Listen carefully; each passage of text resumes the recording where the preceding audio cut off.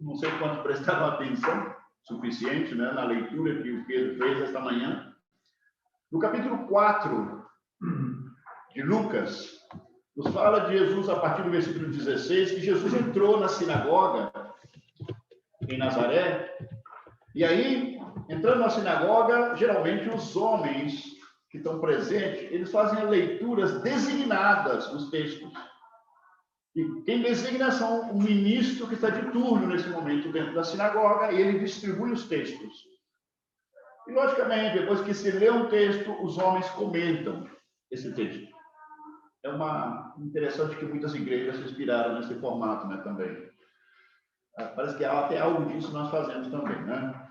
Mas é interessante que Jesus, o ministro, passou para ele ler justamente Isaías capítulo 61. E Jesus aqui, em vivo e em direto, ele estava dizendo aquilo que ele falou 700 anos antes, através da boca do profeta Isaías. Aquilo que ele mesmo tinha falado lá, agora ele repete aqui.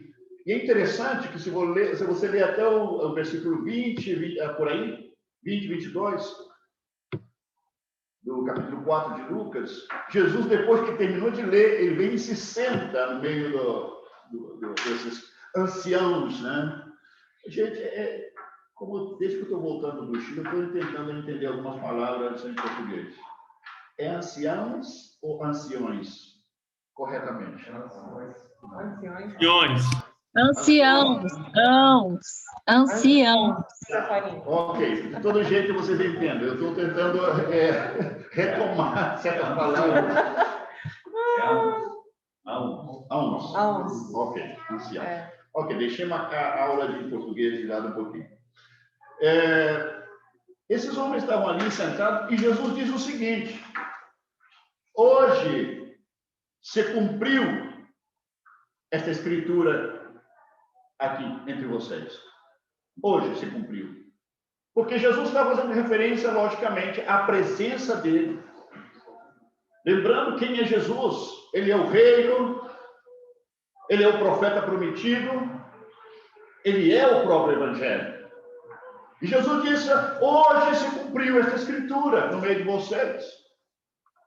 Confirmando que quem falou lá no capítulo 61 de Isaías era o próprio Cristo, através do profeta Isaías. Agora, aqui nós estamos tocando o tema da unção, ok? E esse texto parte falando, Jesus, porque o Espírito do Senhor Deus está sobre mim, porque me ungiu, disse. Tomem nota disso, porque é importante. Porque me ungiu para pregar boas novas. Começamos a entender qual é o propósito da unção. Pregar boas novas. Mas tem outra figura que existe, que é muito importante no Antigo Testamento, e que nós precisamos entender de que maneira isso se cumpre na pessoa de Jesus. No Antigo Testamento existiam 3 personagens na história do povo de Israel, de que eram figuras de Cristo. Talvez alguns de vocês já estão familiarizados com isso. Era o profeta do Antigo Testamento, o sacerdote no Antigo Testamento, da lei, e o rei de Israel. Por que esses 3 personagens, eles eram figuras de Cristo? Porque, curiosamente, eram os únicos personagens no Antigo Testamento que tinha por direito divino receber o óleo da unção sobre eles no Antigo Testamento. O óleo da unção, seja o momento de ser reconhecido um rei de Israel, seja o momento de reconhecer o profeta, ou seja o momento de reconhecer o sacerdote. Eles eram os ungidos de Deus no Antigo Testamento. Mas isso não está ali por casualidade. Deus, desde sempre na eternidade, tinha algo em mente com respeito a isso. Quando Jesus morre, queridos, na cruz do Calvário, quando ele morre naquela cruz, e quando ele ressuscita, esta unção do profeta, do sacerdote e do rei se cumpre em plenitude na vida de Jesus. Aqui aparece, por meio da sua morte e a sua ressurreição, o rei prometido, o verdadeiro sacerdote, o verdadeiro profeta de Deus, que sempre esteve na mente de Deus, sempre esteve no coração do Pai, que esse fosse o verdadeiro rei, sacerdote e profeta. Então, o que passa? Que a unção profética do Antigo Testamento se cumpre em Jesus, na sua morte, na sua ressurreição. A unção de rei se cumpre em Jesus, na sua morte, na sua ressurreição. E a unção sacerdotal se cumpre em Jesus, na sua morte, na sua ressurreição. O que torna obsoleto justamente essas figuras do Antigo Testamento. Porque o verdadeiro chegou. Aquilo que Deus realmente sempre quis já está acontecendo agora. Queridos, é muito importante nós entendermos que tem que ver a unção de Cristo conosco. É sumamente importante. Eu creio que existe, eu não sei se é por cegueira espiritual, pode ser, seja por falta de entendimento escritural, seja por talvez uma inclinação religiosa, mas se tem uma coisa que precisa ser entendida, revelada pelo Espírito e encarnada em nós, ou em todo o povo de Deus hoje, que precisa ser despertado nessa realidade, é justamente entender a natureza dessa unção de Cristo. Porque tem tudo que ver conosco. Tem tudo que ver conosco, esta unção. Olha bem o que diz 1 de João, que é o texto mais claro com respeito à unção do Novo Testamento, e praticamente o único texto mais claro com respeito à unção no Novo Testamento. 1 de João, capítulo 2. Me acompanhe aí. 1 de João, capítulo 2, versículo 20. Olha bem o que diz o texto. E vós possuís unção que vem do Santo, de Jesus, e todos tendes conhecimento. Vós tendes a unção do Santo. Vós tendes a unção de Cristo. E lá no 27, enfatizando a natureza dessa unção e também mostrando que nós dependemos dessa unção para ter o nosso entendimento aberto para a compreensão das Escrituras, para a compreensão de tudo o plano e propósito de Deus na vida. Nós dependemos do Espírito da sabedoria, da revelação, como temos mencionado tantas vezes, para iluminar os olhos do nosso entendimento e abrindo o nosso entendimento para a compreensão das Escrituras. É algo também importante que todos nós precisamos ter plena consciência. Por que digo isso, queridos? Porque não é do conhecimento, maiormente do povo de Deus, esta necessidade. Tem muita gente, por não conhecer isso, hoje, que creem que um entendimento, um estudo, uma dedicação, uma pesquisa nas Escrituras e uma compreensão intelectual das Escrituras é suficiente. Tem muita gente que se baseia nisso. E essa compreensão intelectual jamais vai cobrar vida em nós, se o Espírito de Deus não toma esta verdade e encarna esta verdade por meio de revelação em nossas vidas para transformação. Temos falado bastante sobre isso. Mas é uma realidade ainda triste no seio de todo esse universo cristão evangélico. Da grande maioria do povo de Deus não entende isso. Tem muita gente que conhece, sabe muito, que tem sede de conhecimento, mas suas vidas estão murchas como passa. Tem muito conhecimento, muitas pessoas que estão famintas de conhecimento bíblico. Mas esse conhecimento que tem adquirido segue sendo um acúmulo intelectual sobre verdades eternas, mas não é vida na vida dessas pessoas. Não se é convertido em realidade na vida dessas pessoas. E muito, como já mencionei, tem que ver porque desconhecem a importância e a natureza da revelação. De que a verdade bíblica, ela pode ser somente acessada por meio do Espírito de Deus. Portanto, não depende de nós. Nós não temos controle sobre isso, temos que nos expor à verdade, esperando e orando para que Deus, para que o Espírito fale em nós, de maneira que possamos crer e receber e ser transformados por essa verdade. Isso tão simples que eu estou mencionando aqui, lamentavelmente, segue sendo altamente desconhecido para a grande maioria do povo de Deus. E muitos seguem lutando simplesmente com conhecimento intelectual e seguem lutando sinceramente para viver aquelas verdades, no qual realmente sempre vai se converter numa carga difícil de levar, porque simplesmente é impossível você viver uma verdade eterna desde suas próprias condições temporais. É impossível. Que Deus possa nos fazer entender de forma categórica essa verdade. Quem tem o controle da verdade eterna e da eternidade, e tudo aquilo que precisamos ter em nós da eternidade, está nas mãos de Deus, é por meio do Espírito, e nós precisamos ter absolutamente claro essa verdade. Ninguém faz baixar qualquer coisa do céu, humanamente falando. O próprio João Batista já falou.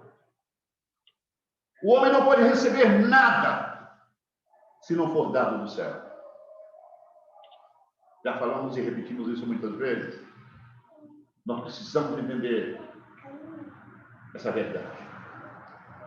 E quando o versículo 27 de 1 João, capítulo 2, diz o seguinte: quanto a vós outros, a unção que dele recebeste permanece em vós. Se você é ungido do Senhor, se você retém a unção do Santo, a unção de Cristo em você, essa unção permanece. Houve um tempo, né? Não sei se ainda acontece isso, onde por aí apareceu uma onda, né, de que os pastores eram os ungidos do Senhor. Isso se prestou para muita coisa errada. Isso é absolutamente antibíblico. Não existe no seio do povo de Deus um ungido do Senhor. Se podemos falar de um ungido do Senhor, seria Cristo. Perguntando que versículo? Versículo 27, capítulo 2 de 1 João. Todo aquele que está em Cristo, me escuta bem, por favor. No momento que você foi incorporado por crer em Cristo, na cruz do Calvário, que Ele está morrendo no seu lugar, naquele momento você creu e pelo poder e sabedoria do Espírito, você foi tomado segundo o propósito e vontade de Deus e foste incorporado a Jesus na morte dele. E você experimentou o poder da cruz e você foi transformado no todo o teu ser. E depois, pelo poder e vontade de Deus, você foi vivificado pelo mesmo Espírito que entrou no corpo de Jesus na sepultura depois de 3 dias, e você foi levantado espiritualmente, foi regenerado, você foi nascido de novo. Naquele momento, você, a partir desse momento, você é ungido do Senhor. A partir daquele momento, você tem a unção do Santo. Todo redimido é ungido do Senhor. Não existe um homem ungido. Todo redimido é ungido do Senhor. Agora, qual é a natureza dessa unção? Qual é o propósito dessa unção do Senhor em nós? A primeira, queridos, se você é ungido do Senhor, a prioridade dessa unção na sua vida, você é ungido do Senhor, então você tem uma missão a cumprir. Você tem uma responsabilidade sobre os seus ombros. E a primeira responsabilidade dessa unção que está em você é que você seja um canal e um instrumento de que o Evangelho seja pregado. Pregar o Evangelho, queridos, compartilhar o Evangelho, seja individualmente, ou seja em grupo, ou seja como for, não é uma opção para você e para mim. Essa é uma das coisas que estão vedadas hoje, no entendimento de muitas pessoas. Tem muita gente que crê que é suficiente vir ao culto, participar do culto, cantar, escutar e voltar para casa e se acabou, isso é tudo. Vamos cantar corinho até que Jesus volte, está tudo certo. Não. Se você tem a unção do Santo, você tem uma responsabilidade, você precisa estar acordado em respeito a essa responsabilidade. Que existe uma expectativa de Deus, é vontade de Deus, que você possa ser usado na pregação do Evangelho dentro daquilo que Deus já tem colocado na sua vida, daquilo que Deus já tem revelado na sua vida. É importante estarmos atentos a esta realidade. Tem muitos que estão adormecidos frente a esta responsabilidade. Tem algo que eu sempre lembro, digo às vezes isso. Eu digo, e soa muito simples o que é isso que eu digo. Mas, querido, nós precisamos entender a importância que tem isso. E é o seguinte: Cristo está esperando o momento de voltar a esta terra.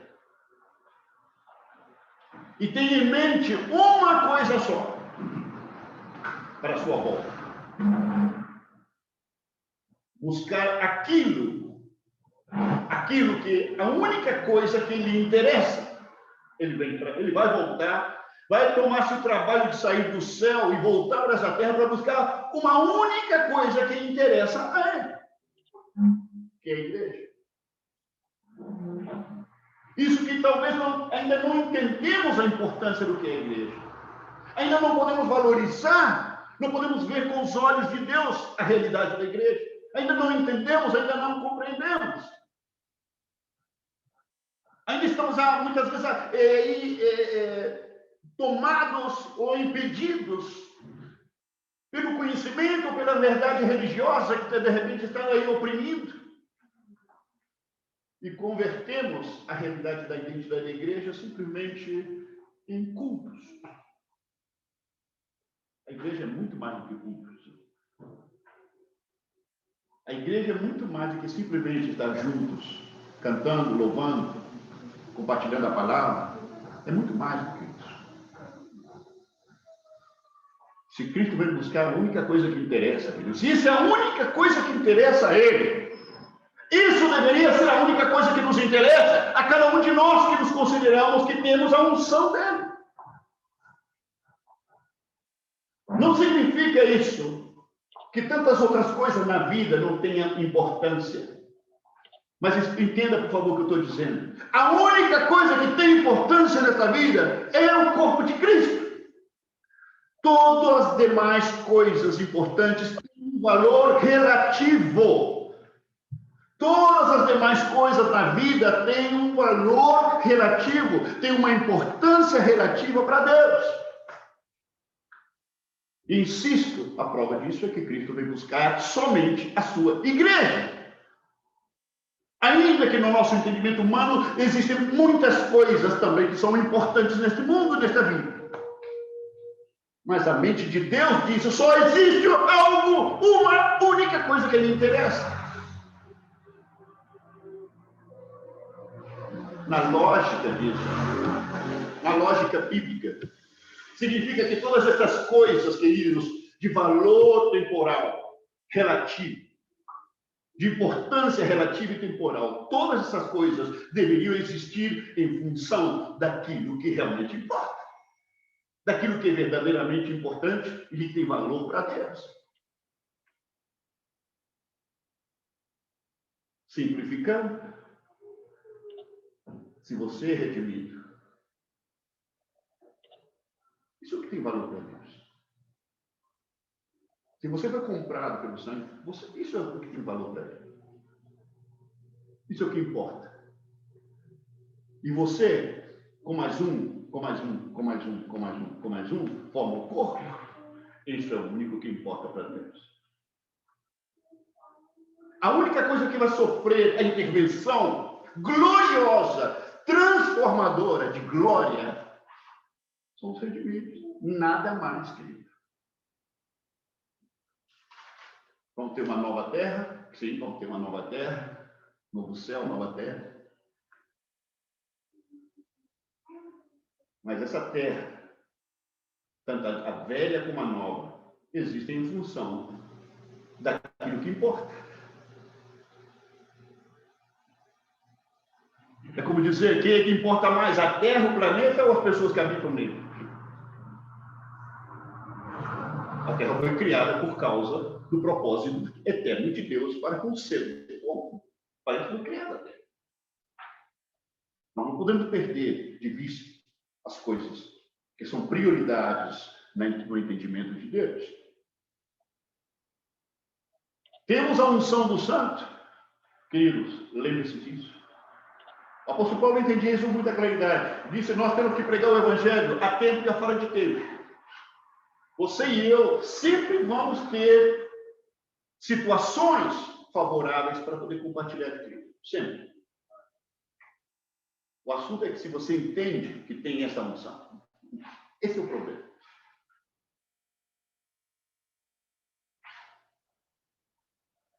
Profeta, sacerdote e rei. Quando nós fomos incorporados a Cristo, queridos, ao morrer e ressuscitar com Ele, a unção, olha bem, a unção profética de Cristo se derramou também no seu corpo.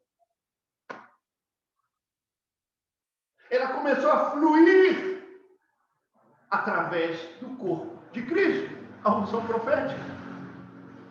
Por quê? Porque ele é o profeta por excelência. Ao ser incorporado nele, você foi contagiado pelo Espírito profético de Cristo, a unção profética dele. O qual se converte também numa responsabilidade. Se você é ungido do Senhor, queridos, existe um chamado profético na sua vida. Cumprir uma missão profética. O que é que faz um profeta?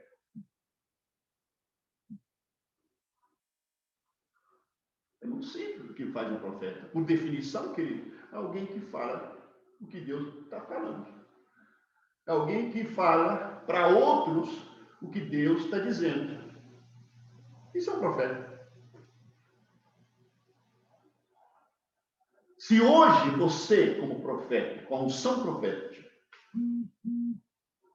se você não entende, olha bem o que eu vou dizer. Se você não entende que a igreja como corpo, tem um chamado profético, assim como nós individualmente. Se você não entende isso, querido, que tem muita coisa que Deus está falando, Deus tem muitas coisas que dizer para a nossa sociedade, Deus tem muita coisa para dizer para as pessoas, Deus tem muita coisa para falar com respeito a este mundo. Se você que tem a unção autorizada pelo céu para cumprir essa missão, você não faz isso, a pergunta é quem vai fazer? Quem tem a autorização divina para cumprir isso?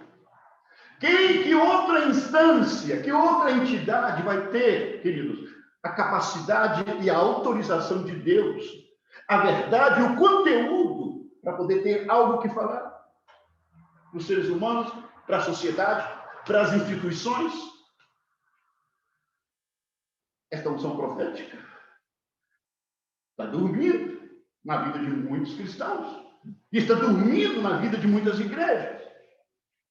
Enquanto isso, o mundo está morrendo.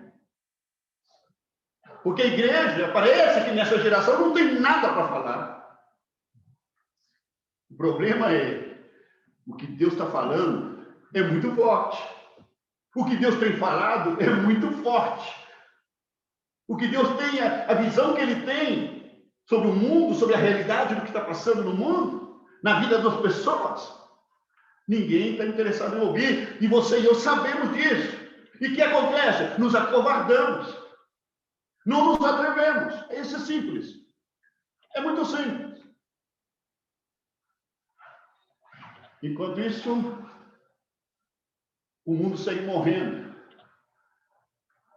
Nós, temerosos, com medo de falar aquilo que sabemos que Deus está falando. E a unção profética se diluindo.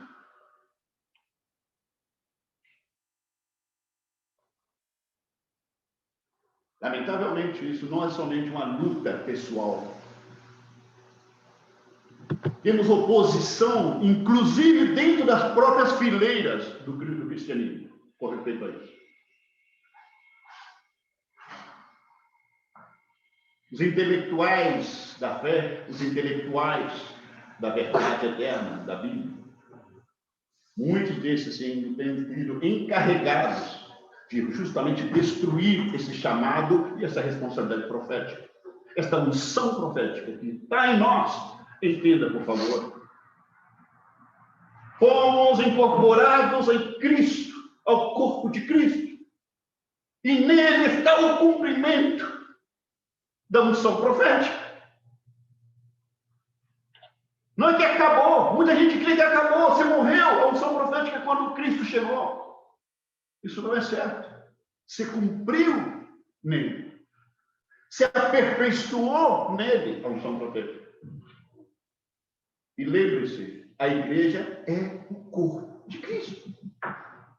E essa unção, ela se derrama, ela passa pelas veias desse corpo e atinge você e a mim.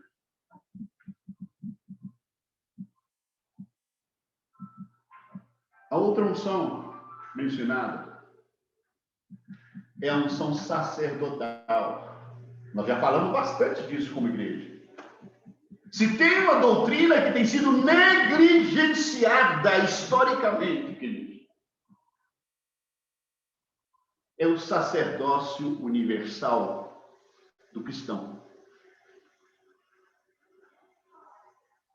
Por alguma razão, o espírito, o demônio religioso tem opacado e apagado, impedido e bloqueado, travado esta doutrina que é netamente bíblica.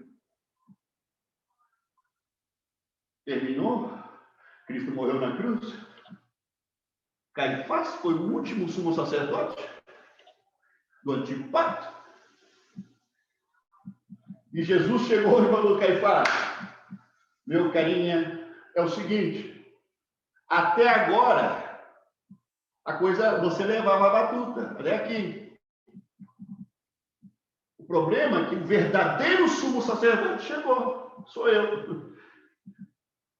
O eterno e perfeito sumo sacerdote chegou, porque você era imperfeito, você era somente figura, Caifás. Figura de mim. E o que Jesus fez? Deu a carta de demissão para o sumo sacerdote. Deu a carta de demissão para toda a casta sacerdotal que acompanhava o sacerdote. E Jesus falou: sabe o que passa, Caifás? Eu, como verdadeiro e perfeito sumo sacerdote, não preciso desse sacerdote como você. Eu tenho outro tipo de sacerdote que eu quero incorporar nesse templo. E a palavra de Deus é clara. O apóstolo Pedro tinha isso com tanta claridade. 1 de Pedro 2,9. Pedro diz: vós sois o real sacerdócio, real sacerdócio. Vamos ver Apocalipse também, capítulo 1, versículo 5. Ou versículo 10 diz, porque ele é constituído para o nosso Deus um reino e sacerdotes para ele. Nós fomos constituídos, olha bem, sacerdotes do reino. O problema, voltamos com o velho problema. A maioria não tem ideia do que um sacerdote faz. E a coisa segue morrendo.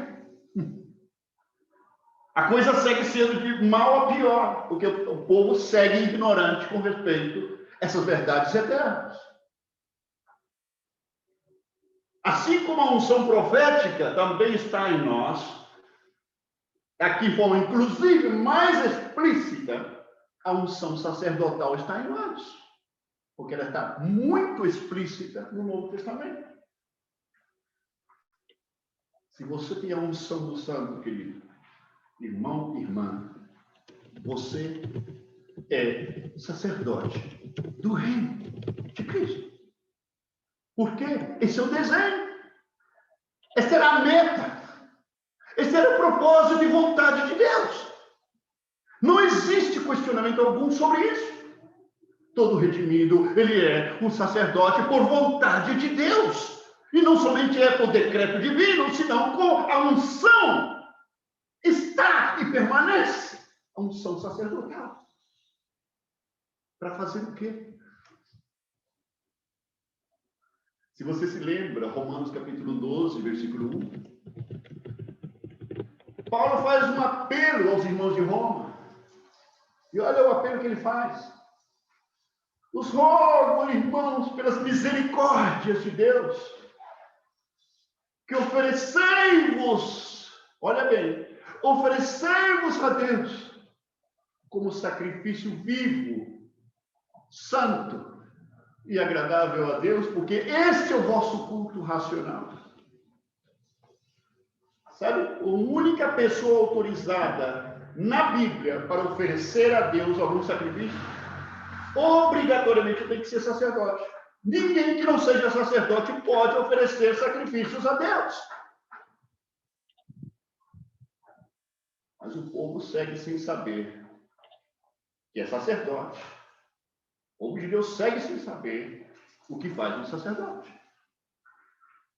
A primeira responsabilidade, segundo o apóstolo Paulo, é que nós, assim como Cristo, olha bem, Cristo, o sumo sacerdote, ele ofereceu um sacrifício a Deus. E que sacrifício Cristo, como sacerdote, ofereceu a Deus? Se ofereceu a si mesmo como perfeito sacrifício. Como Cordeiro de Deus, ele se ofereceu a si mesmo. Um sacerdote perfeito, oferecendo um sacrifício perfeito a um Deus perfeito. E você, se você é um redimido, regenerado do Senhor, você tem a unção do Santo, você tem a unção sacerdotal. Para quê? Paulo diz, oferecei-vos a vós mesmos, assim como Cristo, como sacrifício a Deus. É a primeira responsabilidade, queridos, nos oferecermos a nós mesmos a Deus, atuando como sacerdotes e ao mesmo tempo como oferta a Deus, nossas vidas. E Paulo termina esse versículo dizendo, este é o culto racional, que no grego diz logiquilatreia, que significa literalmente, esse é o único culto que você pode oferecer a Deus. Se você não é capaz de oferecer a Deus esse culto, pelo amor de Deus, não oferece nada mais, porque Deus não vai aceitar nada mais se você não oferece esse primeiro. Isso que Paulo está dizendo. Se você não entende que deve oferecer a Deus, a você mesmo, esse sacrifício vivo e santo por quê? Porque morreu. Sacrifício significa morte. Morreu, vivo e santo. Sacrifício vivo e santo. Sacrifício vivo e santo significa morreu, ressuscitou. E agora é um sacrifício santo. Um sacrifício puro, aceitável para Deus. Você diz, não, mas eu fiz isso quando me converti. Certo? Você e eu somos chamados a viver, se é necessário, 1000 anos neste mundo, oferecendo isso. Todas as vezes que sejam necessárias, cada dia. Devemos permanecer sendo um sacrifício vivo e santo a Deus. E a palavra é categórica. Este é o vosso culto racional. Por que eu enfatizo isso, querido?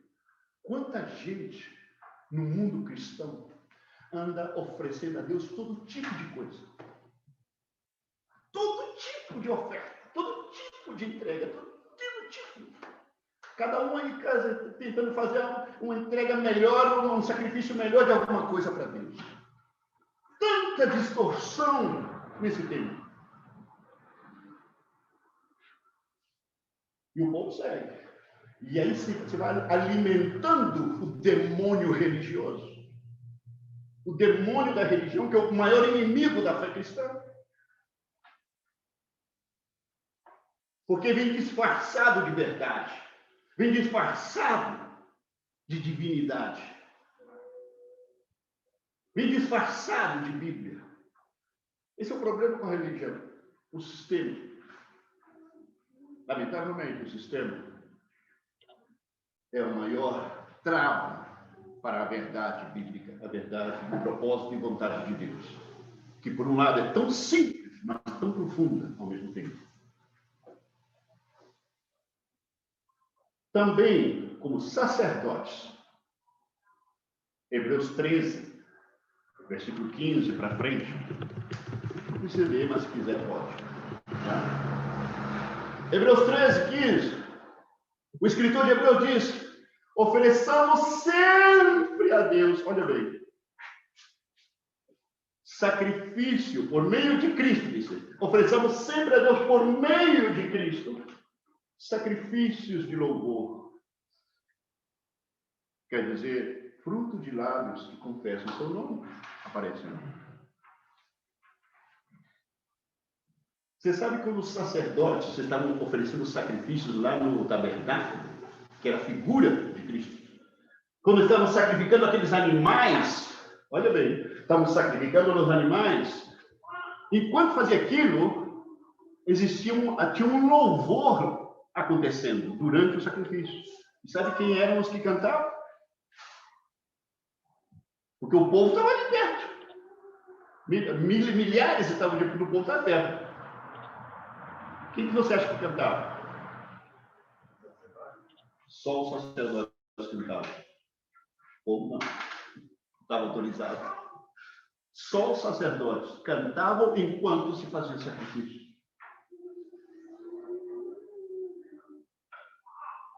Porque só sacerdotes, olha bem, só sacerdotes, inclusive no Antigo Testamento, com maior razão no Novo Testamento, só sacerdotes podem dirigir-se diretamente a Deus. Seja para orar, seja para adorar, cantar e louvar, e para oferecer sacrifício. Só sacerdotes podem fazer isso. Por isso a palavra de Deus nos ensina que por meio de Cristo agora nós temos acesso. Por meio de Cristo, através do véu da sua carne, ele abriu um caminho novo, um caminho vivo de acesso direto ao trono da graça diante do Pai. E diz que nós temos acesso por esse caminho até a presença de Deus. E você jamais poderia ter esse acesso, você não teria direito de orar, querido. Você não tem direito de dizer, Pai nosso que está no céu, se você não é sacerdote. Quanta gente por aí que não é sacerdote anda dizendo, Pai nosso que está no céu, santificado seja o seu nome. Estão completamente fora da verdade. Completamente fora da realidade. Quantos filhos do diabo andam por aí dizendo, Pai nosso que está no céu?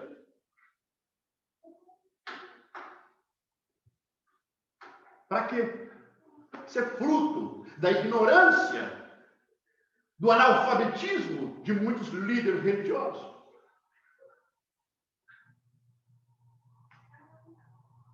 Estão entendendo?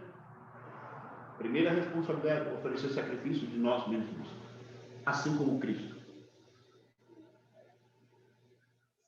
Outra responsabilidade, cantar e adorar ao Senhor. Não é uma opção. Assim como não é uma opção você oferecer sacrifício de você mesmo a Deus, permanentemente. Tampouco é uma opção, querido. Cristãos que chegam num culto, numa reunião, são incapazes de louvar, são incapazes de levantar a voz e adorar a Deus. Eles estão em pecado, estão falhando com a sua responsabilidade sacerdotal. Estão fora, não estão cumprindo a vontade de Deus. Não são de Cristo, que supostamente está nele. Não é opção. Assim como no Antigo Testamento, não era opção oferecer sacrifício, não era opção adorar a Deus. Se lá não era opção, queridos, se aquilo era uma maquete, não era opção, uma maquete, vai ser opção agora o verdadeiro? Não pode ser.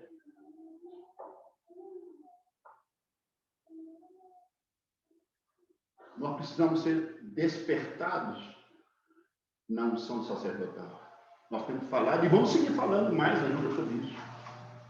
Em muitas reuniões, talvez retiro, vamos seguir falando sobre isso. Isso precisa ser acordado entre nós.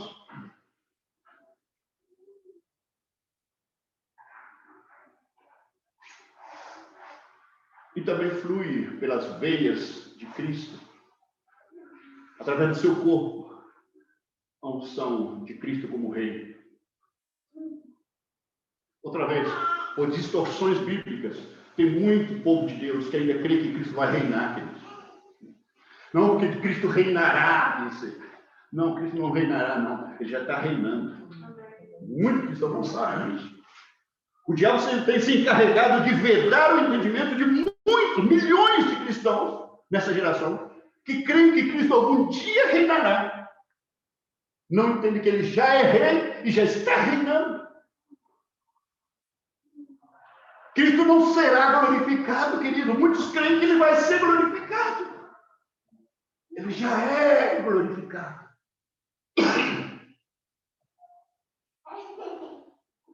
Ele já é soberano. Ele já é Senhor. Ele não será Senhor. Eu me lembro lá nos começos da minha vida cristã, que eu me lembro se cantavam muito, o Haroldo com certeza vai lembrar. Dizia o seguinte: todo joelho se dobrará, toda língua confessará que Jesus é o Senhor. Olha o pensamento futurista. Paulo, em Filipenses, capítulo 2, disse que todo joelho se dobre, não se dobrará, se dobre. Já está falando no presente. Que toda língua confesse, e confesse já, agora, no presente. Porque ele não será Senhor, ele é Senhor agora. Ele está reinando, ele não somente está glorificado, não somente ele é Deus, não somente é Senhor, ele é rei agora. E sabe o que? Ele está reinando. Quando Cristo chegou antes da cruz, quando ele apareceu, começou a pregar, queridos. Sabe o que ele falou? Arrependei-vos, porque o reino dos céus está aqui. Imagina as pessoas perguntando: onde é que está o reino? Jesus está falando que o reino do céu está aqui. Onde é que está? Ele é o reino. Ele é o rei. E esta unção do rei, queridos, se você é ungido do Senhor, essa unção está em você. Esta unção está em você. Para quê? Para que está a unção do rei em você? Haroldo, lê para a gente aí, Romanos 5,17, por favor.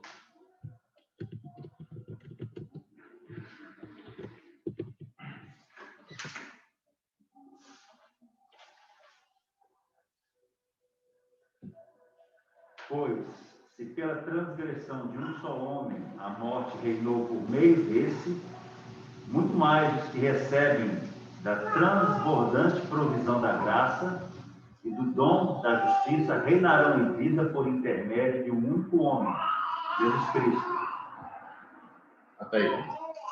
Os que recebem de forma transbordante a graça e a justiça, isto é, nós, os ungidos, reinarão em vida por meio de Cristo.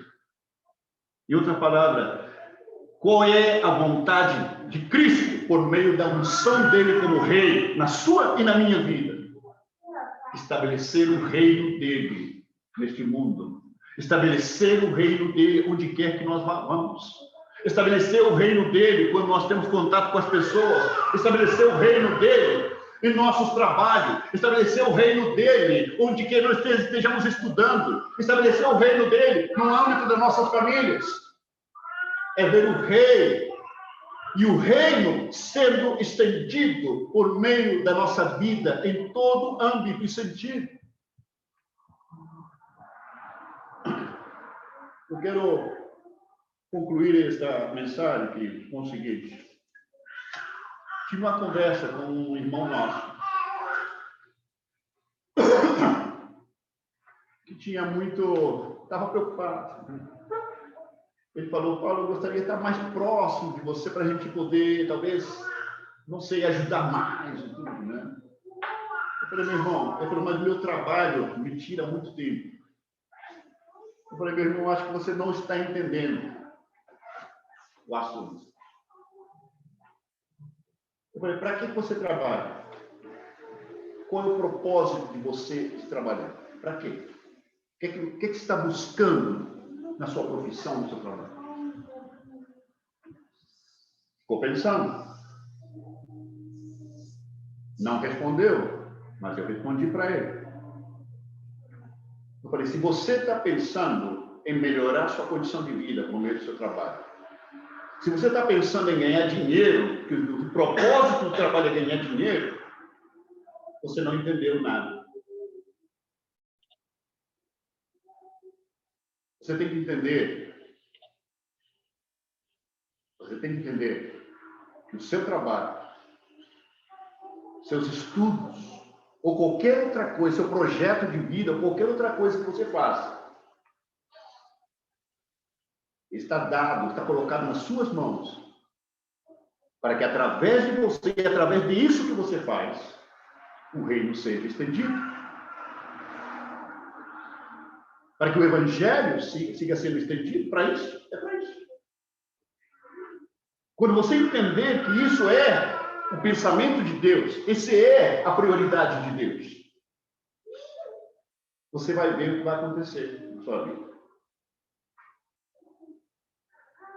Entendeu? O irmão entendeu. E sabe o quê? O reino de Deus está sendo estendido no meio dele, no trabalho dele. E sabe o quê? As bênçãos começaram a surgir e aflorar de forma tremenda. Todo tipo de bênção, né?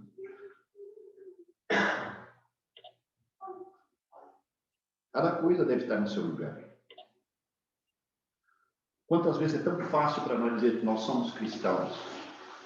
Sou discípulo de Cristo. Eu sou um membro do corpo de Cristo. É tão fácil, né, dizer que sou. A pergunta é: estou sendo? Não é se eu sou, estou sendo. Nós precisamos acordar com respeito a estas verdades. Senão, a única opção que temos é seguir cantando corinhos até que Jesus volte. E nada mais. Amém? Vamos orar. Depois da oração, eu vou pedir, Haroldo, se podemos cantar uma canção mais. E vou pedir a Pedro, depois da canção, se pode vir aqui para a gente poder encerrar a nossa reunião, Pedro, por favor. Senhor, o homem não pode receber nada se não for dado do céu. Assim está escrito. Nós cremos nisso, Senhor, temos entendido essa verdade, esse princípio. Por isso, nosso coração, nosso espírito anela, Senhor, a tua presença, anela a tua manifestação, anela a tua revelação, anela a tua verdade. Manifestada e revelada na sabedoria gloriosa do teu Espírito, de maneira que possamos crer e receber, e assim seja encarnada, se converta em carne e sangue dentro de nós. De maneira que depois experimentemos verdadeiramente o milagre divino da transformação do nosso ser interior. Dependemos de ti, Jesus. Fala, segue, insiste com cada um dos nossos espíritos. Insiste ministrando nossas consciências, nossos corações, abrindo nosso entendimento para compreender a unção que nós temos dos santos, se verdadeiramente somos redimidos, se verdadeiramente morremos e ressuscitamos e fomos regenerados em Cristo. Se vivemos esta gloriosa verdade, Senhor, por misericórdia. Os tempos são maus, os tempos são perigosos, esta geração está cada dia mais cega. O teu povo cada dia é mais analfabeto, Senhor. O teu povo sem maior entendimento. O engano tem aumentado, a mentira do diabo tem aumentado, Senhor. As coisas se estão colocando difíceis. E sabemos, conforme está escrito, que os tempos serão piores no futuro. Mas, Senhor, tenha misericórdia daqueles que tu chamaste. Tem misericórdia de nós. E pelo poder do teu Espírito, pela tua graça capacitante, desperta nossos espíritos. Desperta nossos espíritos numa comunhão, Senhor, ciumenta com o teu Espírito. Desperta em nós a mente que nos foi dada de Cristo, para que possamos entender e processar como Cristo. Desperta e vivifica em nós, Senhor, um coração conforme o coração de Deus, inclinado para o que é teu, inclinado para aquilo que são tuas prioridades, inclinado para aquilo que é o teu interesse. Desperta em nós esse zelo pela tua palavra, zelo pelo nosso chamado, zelo pela unção que nós recebemos do Santo que é Jesus, para que vivamos plenamente, Senhor, com o nosso entendimento, Senhor, aberto, cristalino, com respeito às tuas prioridades em nossas vidas. Dependemos do Senhor, tem misericórdia de nós, porque não podemos receber nada se não for dado do céu pelo Senhor. Permita que essa verdade, a tua palavra, seja tomada na instrumentalidade do poder do teu Espírito, Senhor, e seja, Senhor, inserida em nosso ser.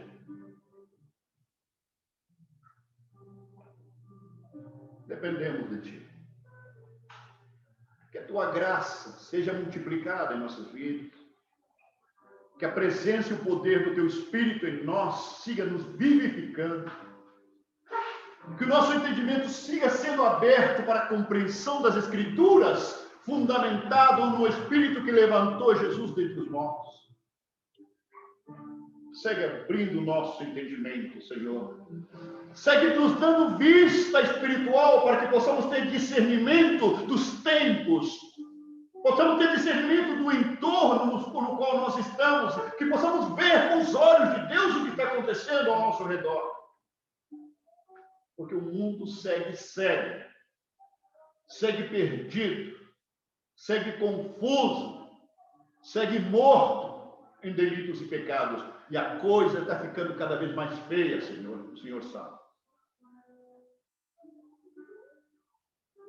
Enquanto, Senhor, o mundo se suja mais, está escrito, permita que nós também sejamos mais e mais purificados. Que sejamos mais igreja. Que sejamos mais visíveis como o corpo de Cristo. Que o Senhor siga trazendo mais aqueles que devem ser parte, Senhor, deste núcleo que é levantado em nosso meio. Assim, Senhor, com a confiança de sempre, em total e absoluta dependência. Assim, Senhor, nos encomendamos nas tuas mãos. Assim oramos no precioso nome de Cristo Jesus, nosso Deus e Senhor, nossa única salvação. Amém.